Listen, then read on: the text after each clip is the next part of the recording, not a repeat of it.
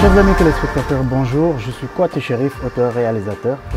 Aujourd'hui, j'ai envie de voir est-ce que les gens en fait ont une vision positive ou bien négative de l'Afrique. C'est un documentaire qui s'appelle L'Afrique d'aujourd'hui.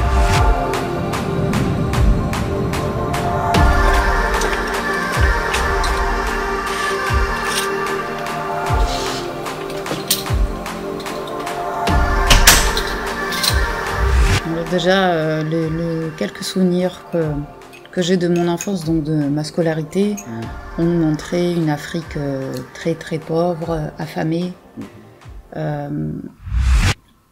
avec un manque de soins, un manque de beaucoup de choses, quoi. Très très pauvre, oui, déjà. Et jusqu'à présent, tu penses que l'Afrique elle est comme ça? Jusqu'à présent, oui, c'est l'image plus ou moins qu'on donne toujours. Je suis Anouk Berthaud, historienne de l'art, et je travaille donc sur les inhumanités, où on va avoir soit où les anciennes puissances coloniales vont soit chercher à vouloir maintenir justement un état, on va dire, rédhibitoire, un état de pauvreté, si je peux m'exprimer comme ça, par rapport justement à l'Afrique, et qui vont justement ralentir un processus justement de croissance que l'Afrique tend à faire. Donc, pour le résumer, c'est comme si l'Afrique essayait justement de s'émanciper par rapport à des imaginaires coloniaux ou à différentes choses en fait, comme si elle voulait s'émanciper de tout cela. Mais les anciennes puissances coloniales et d'autres, les nouvelles puissances coloniales, je pense par exemple à la Chine ou à d'autres pays qui veulent s'implanter en Afrique, mais qui sont là pour un peu mettre la main mise sur le continent africain. Et c'est ce qui ralentit la croissance justement de l'Afrique, qui a beaucoup à faire, mais qui ne prend pas suffisamment son envol ou qui n'ose pas prendre confiance en elle.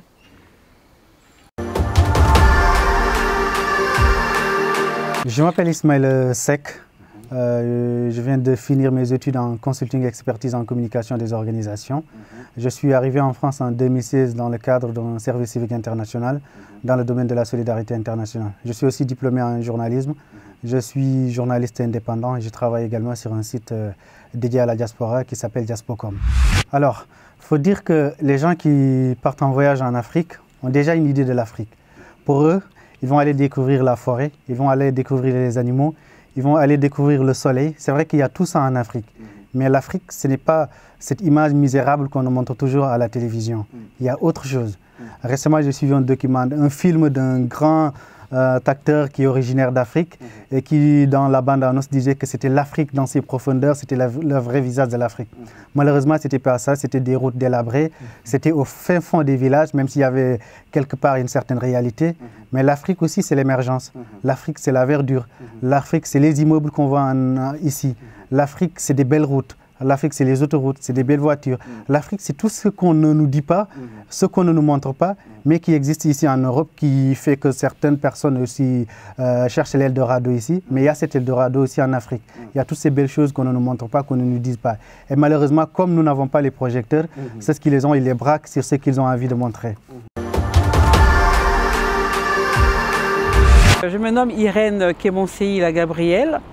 Je suis ivoirienne vivant en France, précisément à Bordeaux.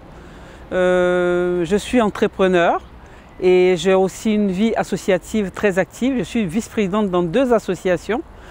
L'une qui s'appelle ACAFI et l'autre l'Institut culturel africain.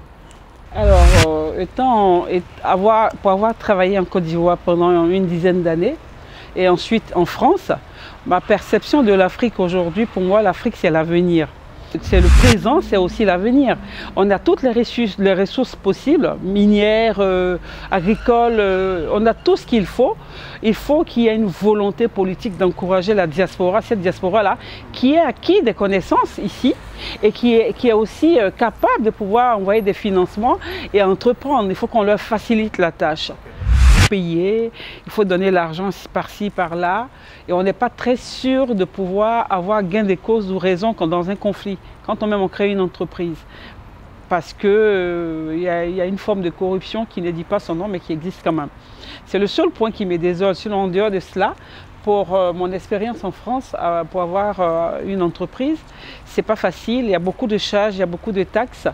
C'est à croire qu'on travaille pour les autres, c'est beaucoup plus social.